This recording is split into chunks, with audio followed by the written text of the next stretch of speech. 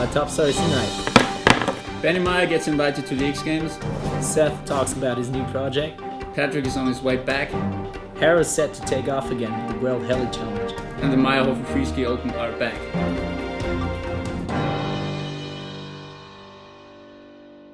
Good evening, ladies and gentlemen. I'm your anchorman, Teddy Berr. And I'm the other guy, Dennis Ehlert. Super skier Benny Meyer continues to push into the top of the free skiing game after being invited to the ESPN Winter X Games in Aspen. California.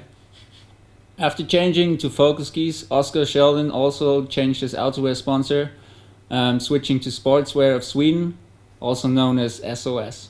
Patrick Hodders is back on his skis and has been shredding up in Hintertux, going through his tricks and getting his muscle memory back.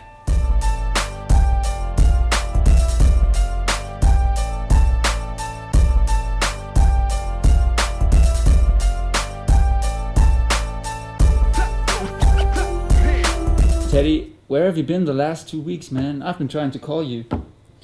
Well, I hung out with Seth a few days in Stubaital, getting the first turns, and he was telling me about his new Oakley 1242 production. Plan on coming over here in February. Not sure where, but somewhere in Switzerland to do some filming for Oakley project I'm working on. That's kind of a Seth and Friends movie that comes out next season. About this time in a year. We started working on it this past winter, just at the end in Chamonix. We did 2 trips there. We still need to go back and kind of finish up what we didn't finish, just because we ran into weather problems. And then we did some filming in South America. So far I've been filming with, had Pep Fujas with us down in South America, and we had Kai Peterson with us in Chamonix. We're trying to make it not like your typical ski porn or your typical like, hi, I'm here in Chamonix and it's really big here and it's sunny out and that's great and the snow's, it's powder up to my waist, I love it. Like it's way different than any of your normal kind of interviews. So that's the more important thing besides the skiing is like half of it's what we've done so far is skiing, the other half has been interviews, and it's more in-depth stuff that people normally don't talk about to people. Basically kind of like a year and a half of skiing, showcasing kind of places that people don't really showcase very much anymore, but with high production value.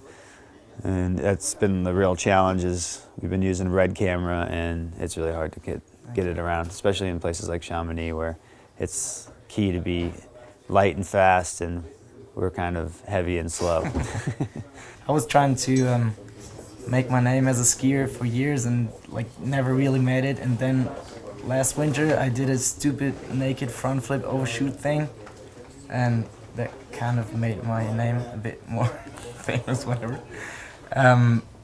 Do you remember any single action or jump or day that you had the feeling that kind of pushed your career as a skier really hard? It was definitely during the U.S. National Extremes in Crested Butte, the first one I ever competed in. I was just free skiing a run next to the venue, and it was a venue that they were going to use for the following day or day after.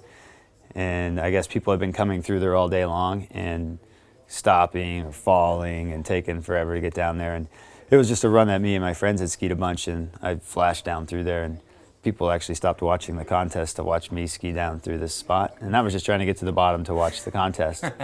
And that, just doing that run right there, that like changed my whole life, just as far as, besides doing well in that extreme contest, just by people seeing that where I wasn't in the contest environment. That was what basically got me involved with Matchstick Productions at the time, was that run. Yeah, it wasn't naked though, and I wasn't front flipping, so sorry, it wasn't naked, that sounds a little more exciting than what I was doing. Talking about TGR, are you gonna film any with those guys next season, or is that the one project you're totally focusing on? I'm mostly gonna focus on the Oakley project, but I'm planning on doing an Alaska segment with TGR and try to fill in any of the spare time that I have with TGR, but I don't know how much free time I'm going to have. We're going to start filming here December 1st, just kind of showcasing like pre-season and filming like events, kind of like what we're doing here, doing the promotion. We're gonna do some of that as well, and during the X Games up in Aspen, like skiing around with media and stuff, and we're gonna actually film hanging out with those people. So just to show people what, it's, everybody thinks I just ski every day, and that's not really the case.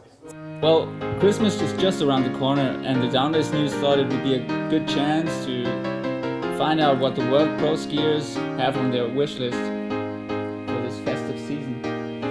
Let's have a look. Let's have a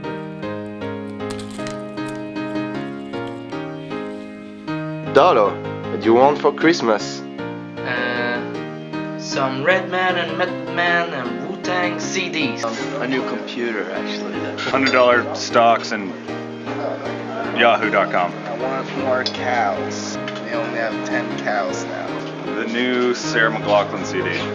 I want a cow with its gold. Coffee cup from Anders. I want an iPhone. I want the new Xbox game. Good snow and some good pucks. A lot of snow. Bobby Brown, what do you want for Christmas, man? Oh man, a girlfriend. This has been the Christmas edition of the Downdays News. Hope you had a good time. See you next year. I'm your anchorman, Teddy Bear. And I'm the other guy, Dennis. See you soon.